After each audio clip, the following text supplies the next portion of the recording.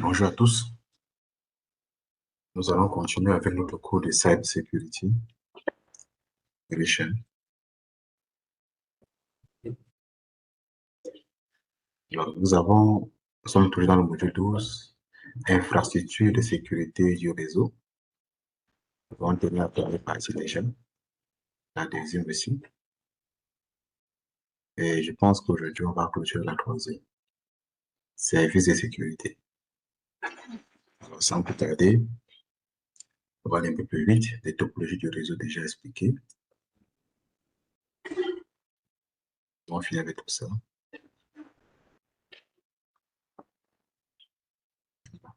Les périphéries de sécurité, déjà expliquées. Moi, je pense qu'on va pas terminer ici, hein. Je pense qu'il y a quelque chose qui manque là. Je pense qu'on n'a pas terminé. Un instant. Ensemble. Je pense que c'est ici qu'on s'est arrêté. On appelle ça. C'est ici. Oui. C'est ici qu'on devait continuer. S'arrêter ici. Si je ne me trompe pas. Non, on a terminé. On a terminé. Je pense qu'on a terminé. Bien, on va commencer avec les services de sécurité. Alors, le 12.3.2 contrôle du trafic avec ACL. Ici, nous n'avons pas de liste de contrôle d'accès. Une liste de contrôle d'accès, que nous appelons généralement ACL, Access Control List, est une série de commandes. On dit souvent aussi, est une série d'instructions qui détermine si un routeur achemine, c'est-à-dire autorise, ou abandonne, c'est-à-dire refuse, les paquets, en fonction des informations contenues dans l'entête du paquet IP, IPv4 par exemple, ou IPv6. Si nous prenons par exemple ce que nous avons devant nous à droite, nous avons là un routeur et un switch. Alors, nous pouvons configurer sur R1 une instruction ACL. Et à l'intérieur, il y a deux instructions. La première, ACE, qui dit deny HTTP, refuse le protocole HTTP. La deuxième instruction dit autorise HTTPS. Alors, voyez donc que si le trafic HTTP arrive sur ce routeur, il sera buté sur l'instruction ACL et on demande de refuser. Donc, ce trafic sera refusé. Par contre, le HTTPS qui arrive sur le routeur sera buté sur ACL qui va l'autoriser. Parce qu'on va dire permis, par exemple, et là, ça va autoriser. Nous avons plusieurs cas comme ça. On peut se dire deny 10.10.10.10 et permis 172.16.1.5. Alors, si ce réseau, ce périphérique arrive avec cette adresse IP, alors cette adresse IP sera butée sur l'ACL qui va refuser l'accès, alors que le 172.16.1.5 sera autorisé. C'est ça que j'ai mis cela en vert. Sera autorisé. Donc, une fois configuré, les listes de contrôle d'accès assurent des tâches suivantes. Elles limitent le trafic réseau le trafic réseau pour accroître la performance du réseau. Si nous prenons un peu le cas de cet exemple ici, on a limité le trafic HTTP. Imaginez que nous avons 1 million de trafic HTTP qui souhaitent entrer dans le réseau et que l'ACL refuse les 1 million. Vous voyez donc que la bande passante dans ce réseau sera préservée. Le routeur ne va pas travailler pour rien. On va préserver le CPU, la RAM et la performance sera là. Et les ordinateurs du réseau, si on va passer le temps à traiter un trafic inutile. Elle contrôle le flux, le trafic. C'est vrai, comme ici, par exemple, voici un flux, voici notre flux. Donc, quand les deux flux arrivent sur la CL, on contrôle pour vérifier qui est autorisé et qui n'est pas autorisé. C'est le contrôle de flux. Elle contrôle ce flux-là, mais aussi en tenant compte de la quantité d'informations qui entrent. Parce que celui-ci est le seul trafic qui peut entrer. Ce n'est que la quantité autorisée qui entre. Elle filtre le trafic en fonction de son type. Ici, par exemple, on a filtré le trafic HTTP. On a filtré une adresse IP. Ça en fonction de son type ici. En fonction de l'adresse IP, en fonction du protocole, en fonction d'un type de trafic spécial comme la voix ou les données. Et filtre le trafic en fonction de son type. Elle filtre les autres pour autoriser ou refuser l'accès aux services sur le réseau. Filtrer les autres, par exemple, ça peut être un hôte, ça peut être notre hôte, IP d'un hôte, hôte A et l'hôte B. Et on peut filtrer leur trafic en autorisant l'hôte A est refusé, alors que l'hôte B est autorisé. Voilà un peu le rôle de l'ACL. Mais pour mieux comprendre ça, il faut faire le cours de CCNA. Ici, on n'entre pas en profondeur, c'est juste une introduction. Il y a la rentrée de CCNA qui commence le 5 septembre 2006, tous les samedis et dimanches.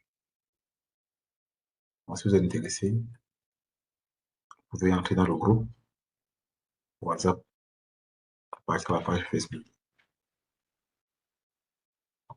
Alors, le contrôle d'accès du trafic avec la scène continue.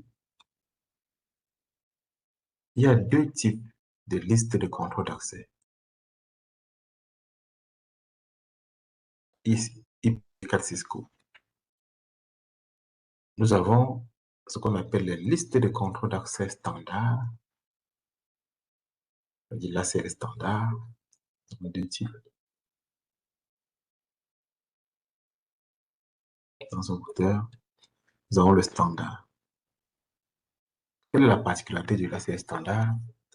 Utilisé pour autoriser ou refuser le trafic uniquement depuis des adresses IPv4 source. Donc, si un paquet arrive avec l'adresse IP source, son port source, IP destination et port destination, lorsque ce paquet arrive donc sur le routeur, l'ACL standard qui est implémenté va lire uniquement l'IP source. Ceci ne l'intéresse pas. Ceci ne l'intéresse pas. Ceci ne l'intéresse pas. Il lit uniquement.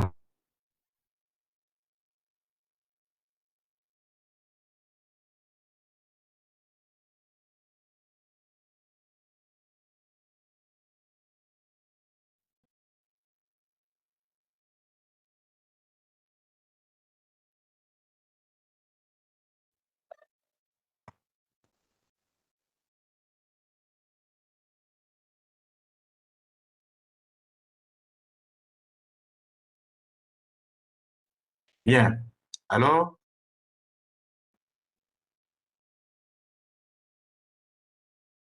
lorsque le paquet arrive donc sur le routeur, il n'y a que l'adresse IP source qui est concernée par le filtre. Alors, s'il est autorisé, il sera passé. Il va traverser, mais s'il n'est pas autorisé, on va le bloquer. Alors, les listes de contrôle d'accès étendues, c'est le deuxième type. Je vais tellement simplifier ce cours, vraiment. Si vous avez la chance de venir dans mon école pour vous former, vous serez très, très, très bien formé. Si vous avez cette chance-là. Alors, je pense que demain, je vous ferai une présentation sur mon école. Vous comprenez bien ce que nous faisons chez nous. Si vous avez le temps de suivre la présentation, je le ferai avant de commencer le cours. Liste de contrôle d'accès étendu. elle filtre les paquets IPv4 du jour en fonction de plusieurs critères. Ici, c'est un seul critère, c'est-à-dire IPv4 source, un seul critère, mais ici, on en a plusieurs. Le premier, par exemple, c'est le type de protocole. Ça peut filtrer en fonction du type de protocole. Ça peut filtrer en fonction de l'adresse IPv4. Quand on parle ici de protocole, ça peut filtrer, par exemple, protocole IP, ça peut filtrer protocole OSPF, ça peut filtrer protocole EIGRP, ça peut filtrer protocole ICMP, ça peut filtrer protocole IPsec, le VPN, etc. Il y en a beaucoup. Voilà. Ça peut également filtrer l'adresse IP source, comme ici. Ça peut filtrer l'IP source de ce paquet. Ça peut filtrer l'adresse IP destination. Ça peut filtrer le port TCP ou UDP source. Port source. Port TCP ou UDP source. Par exemple, voici 1044.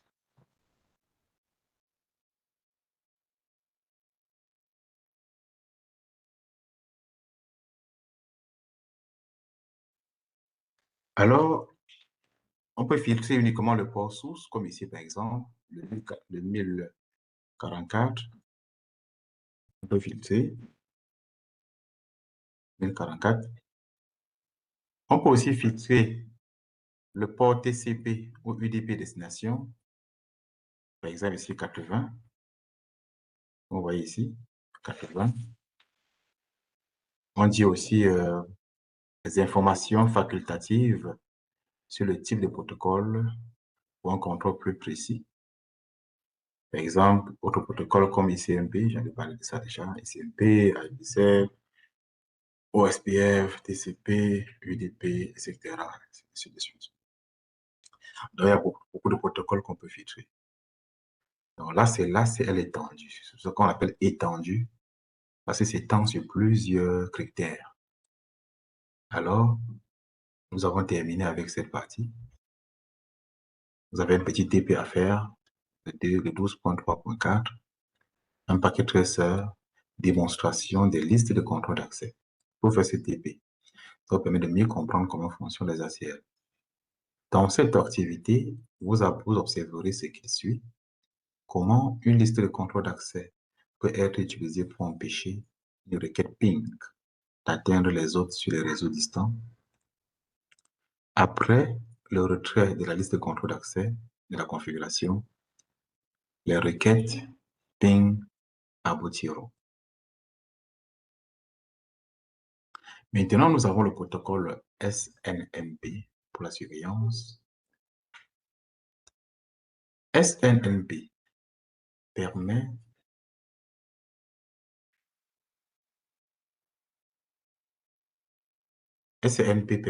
aux administrateurs réseau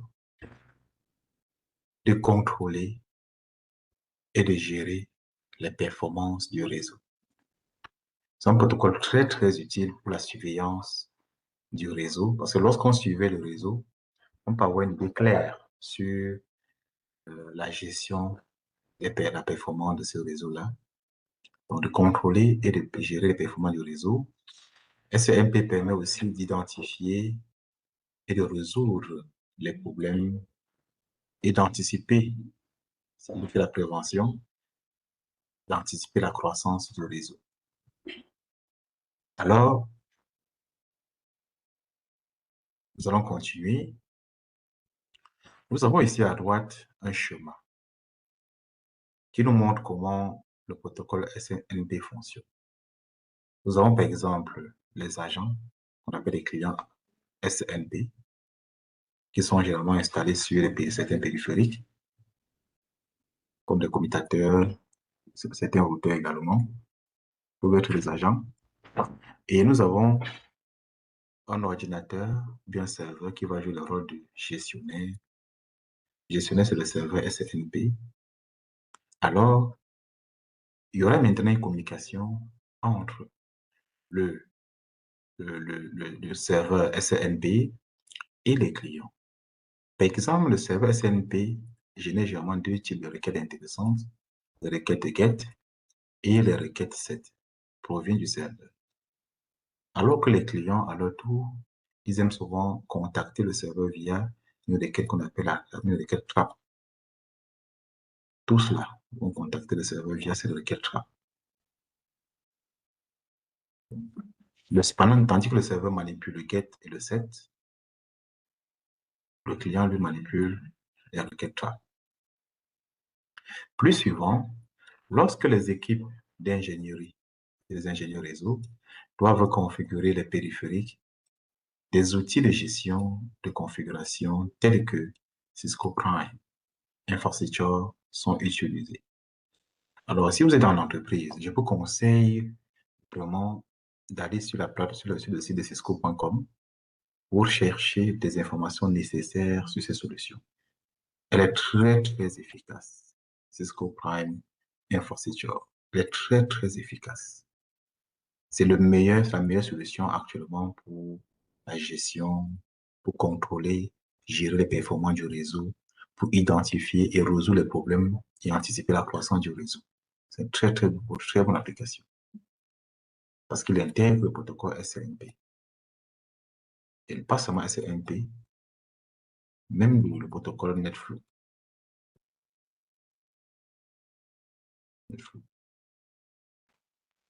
Donc, je vous conseille vivement cette application. Il existe deux types principaux de requêtes. Il existe deux types principaux de requêtes. Requête des gestionnaires, SNMP, à savoir le GET et le SET. Le GET et le SET. Là, ça vient du gestionnaire. Donc, il existe deux types principaux de requêtes de gestionnaire. Le requête qui vient du gestionnaire, le GET et le SET. Le protocole SNMP envoie des trappes à un serveur SNMP, c'est-à-dire des clients, c'est-à-dire ces agents-ci, envoient ce qu'on appelle des trappes à un serveur SNMP qu'on appelle gestionnaire. Le système SNMP se compose justement de trois éléments intéressants. Nous avons le gestionnaire SNMP,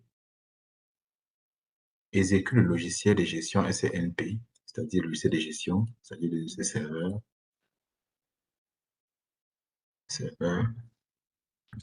et aussi on a des agents SNMP, comme sur l'image, correspondent aux nœuds surveillés et gérés. C'est eux qu'on surveille, pour savoir s'ils sont en panne, s'ils fonctionnent très bien, si la performance est correcte. Et chaque agent a ce qu'on appelle une base de données, MIB, qui stocke certaines informations qui seront transformées au serveur plus tard. Par exemple, le routeur a sa base de données qu'on appelle la MIB. Le switch a une base de données cliente qu'on appelle la MIB de l'agent. Le routeur aussi ici apparaît. Là, c'est le pare-feu. Voilà. On se voit le pare-feu ici en bas. C'est le routeur qui est en haut. C'est comme ça. Voilà un peu la structure d'une base de données MIB. Il y a le composant ISO, le composant org, le composant dot, le composant internet, le composant private, le composant enterprise. Et c'est ici que ça devient intéressant.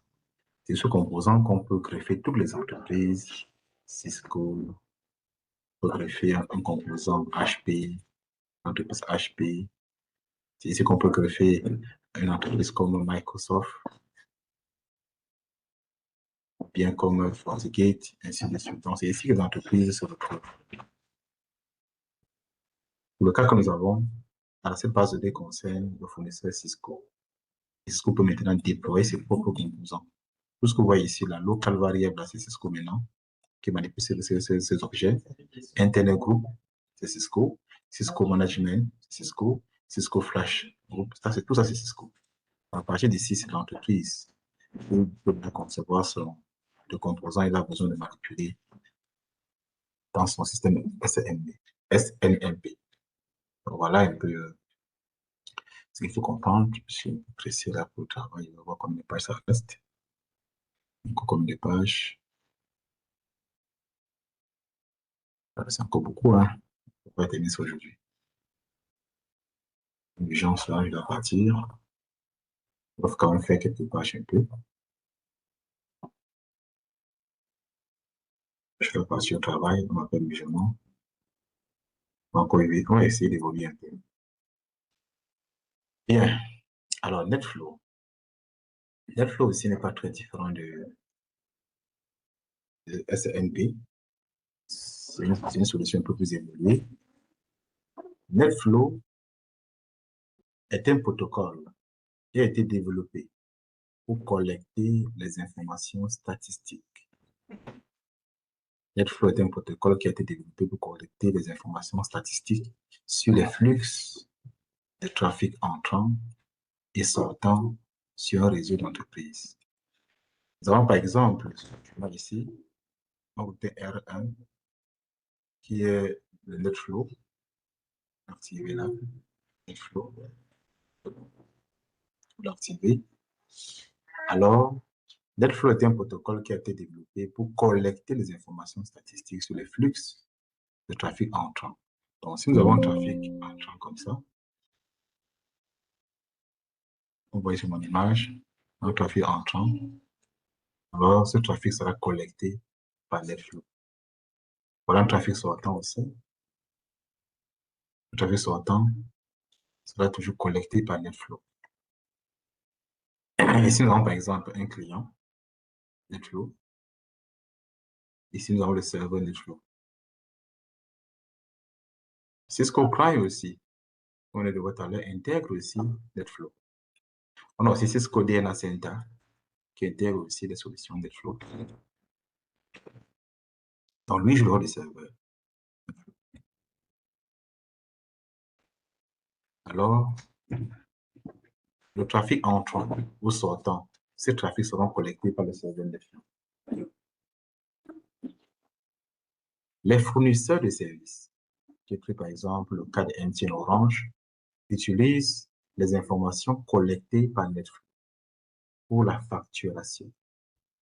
Donc, si par exemple, MTN Orange, ils ont des abonnés, chaque abonné a un compte. Le nombre de trafic entrant, sortant, collecté sur un client peut permettre donc de définir la facture de ce client-là pour le mois, pour savoir exactement combien la personne a consommé en termes de quantité de données. C'est-à-dire qu'on dit, les fournisseurs de services utilisent des informations collectées par NetFlow pour la facturation depuis le client. Déterminer si le trafic circule de manière optimale sur le réseau ou pas. Parce que, justement, voilà ce qui va se passer. Quels sont les deux composants à configurer sur NetFlow? Il y a le composant qu'on appelle le Data Capture, qu'on voit ici. La capture de données NetFlow Data Capture, capture les statistiques du trafic.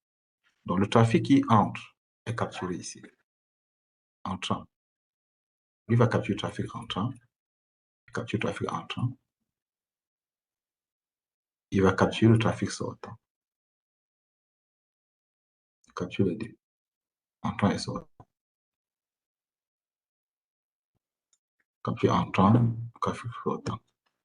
Alors, lorsqu'il capture le trafic, le deuxième composant qu'on appelle l'exportation des données, NetFlow, exporte les données statistiques vers un collecteur NetFlow, comme Cisco Prime Infrastructure. Alors, lorsqu'on a collecté les données sur le trafic entrant, supposons par exemple collecter 1000 kilobits, 1000 kilooctets de trafic entrant, ou bien, disons, 500 kilooctets et 50 kilooctets de trafic sortant. Alors, avec ces informations collectées, le capteur permet de fournir, de définir des statistiques. Pour Orange, par exemple, peut utiliser, ou MTN, pour créer une facture, pour facturer le client. ou bien pour optimiser le réseau. Parce que, par exemple, on avait prévu que ce client devait avoir maximum 80 kilos. On se rend compte qu'il est déjà à 100 kilos.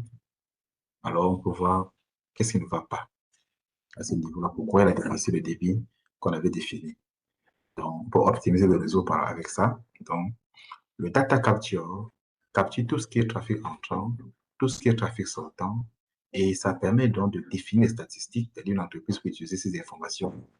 La quantité de données entrantes, quantité de données sortantes, pour établir des factures pour chaque client, pour chaque abonné, ou bien pour optimiser la performance du réseau, bien pour optimiser la connexion Internet quand on a ce client.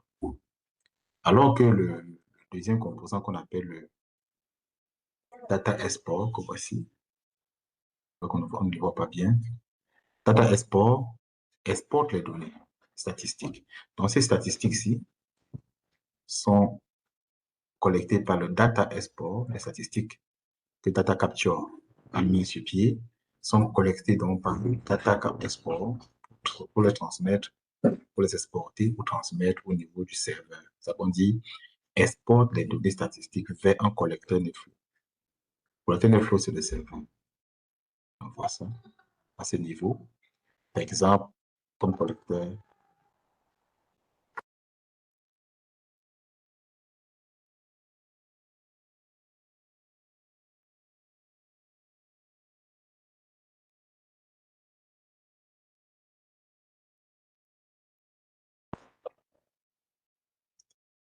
comme Cisco Prime Infrastructure, par exemple. Voilà un peu comment fonctionnent les flux. Voilà. Nous avons aussi ce qu'on appelle la mise en miroir. Mise en miroir. Les commutateurs Cisco Catalyst intègrent une fonction qu'on appelle le Switching Port Analyzer, c'est-à-dire SPAN,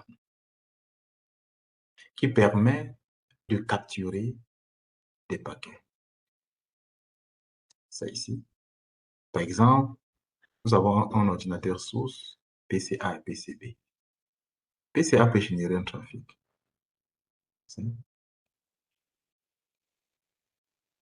Le span, qui est une fonction intégrée dans ce switch, peut donc capturer ce trafic. Ça on dit, les commutateurs catalystes intègrent le span qui permet de capturer les paquets. Donc, span va capturer donc ce paquet. C'est un exemple. La technologie span est une fonctionnalité qui permet à un commutateur de dupliquer des copies du trafic. Regardez. Alors, span va donc récupérer ce trafic ça, et le dupliquer. J'ai expliqué ça vraiment comme la maternelle. On va donc dupliquer en deux. On va appeler dupliquer le trafic. Donc, span est une fonctionnalité qui permet à un commutateur, par exemple à ce commutateur switch 1 que nous avons là, de dupliquer le trafic en deux, qui le traverse, puis d'envoyer les données depuis un port équipé d'un système de surveillance. Alors, lorsque Span met sur pied cette duplication, Span va identifier maintenant quel est le port sur le commutateur qui est connecté à un serveur de capture comme Wireshark. Wireshark, c'est le serveur qui permet donc de capturer, de connecter ces informations-là pour les analyser. Ça, c'est un serveur de capture de paquets, Wireshark. Alors, qu'est-ce qui va se passer? Ces paquets-là peuvent être acheminés ici. Une copie doit être acheminée là. Ça veut dire de dupliquer les copies du trafic qui le traversent, puis d'envoyer les données depuis un port équipé. On va envoyer une donnée ici comme ça, à ce port, ici. Et l'autre sera maintenant envoyé sur le réseau. Le deuxième site. On l'envoie sur le réseau. On traverse le réseau, ainsi de suite. Pour aller vers le PC, on peut rejoindre par exemple. Mais une copie sera déjà au niveau de serveur Wireshark pour capturer ce trafic, analyser pour savoir quel est le contenu, est-ce qu'il contient un contenu malveillant ou pas. Voilà un exemple de ce qu'on appelle un exemple de fonctionnement de la technologie SPAN. pouvons entrer en profondeur dans le cours de CCNA aussi et dans le cours de NetSec, Network Security. Le Network Security aussi.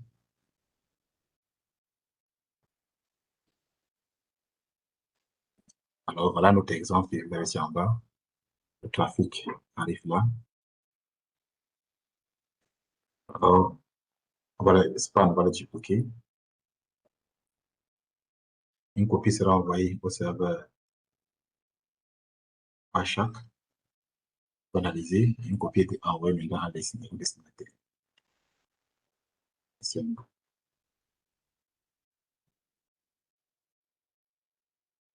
Voilà, je vais m'arrêter cela.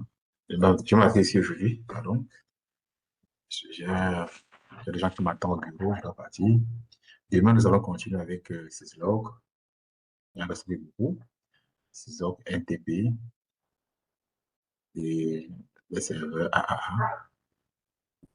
VPN, on va clôturer. Il y a encore 4 pages, on va clôturer demain. Le plus important, c'est de faire quelque chose chaque jour. Vous devez le faire. Bien. Portez-vous très bien et on se dit dans demain. Bye bye.